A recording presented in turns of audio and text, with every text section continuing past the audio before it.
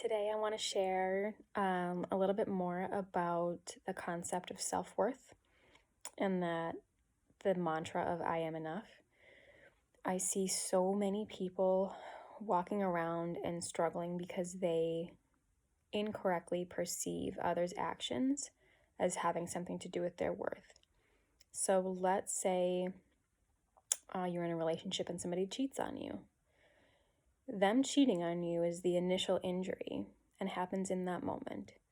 But then what can happen is if you perceive their actions, the cheating, to be a reflection of your worth, that you weren't good enough, you weren't pretty enough, you weren't XYZ enough, then you continue to hold that belief and you continue to injure yourself after the initial injury of them cheating on you. And then you go through the rest of your life thinking, I'm not enough.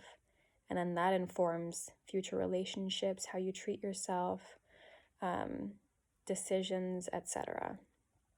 So my challenge to you is to go through life and see where you may have developed this belief that you're not enough. Likely a lot of this stems from parental relationships, in that the parents did or didn't do something. Well, Susie's parents were at every single one of her games. My parents only came to half of my games, so it must be because of me. I'm not enough. And it's not like as adults we consciously make this decision. It happens as kids, and it's kind of a subconscious thing, and then we don't even know that we do it until you're an adult and it comes around. But really, this self-worth and self-love, this concept is at a root of a lot of problems for people. Big problems or little problems.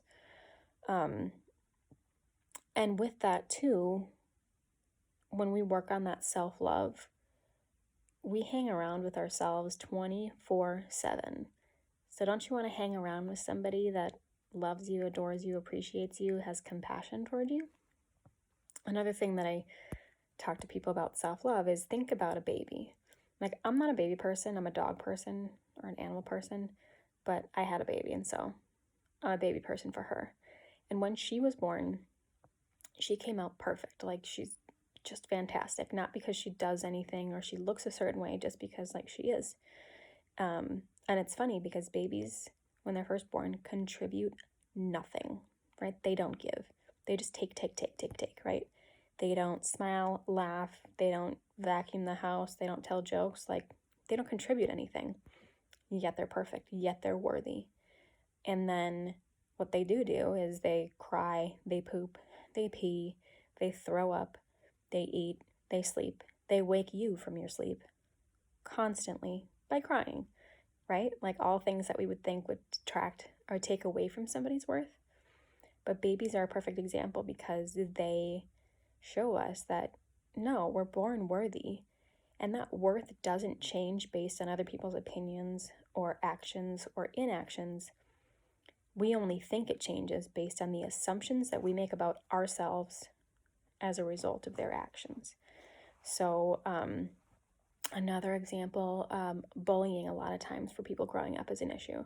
So you're going through school, everything's going well, and then all of a sudden people start to bully you. Like maybe you shoot up and you're super tall, you're taller than everybody else, and then people bully you. Okay, that's just the opinions of elementary school kids, right? But then you as an elementary school kid would look at that and go, oh, I'm not enough because I'm too tall, or I'm not pretty enough, or I'm not XYZ enough, right?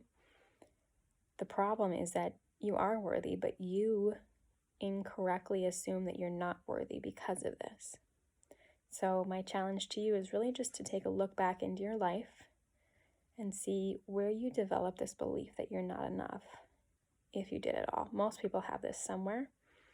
And see if you can really catapult your own healing by recognizing that just like those babies, you are perfect and you are enough.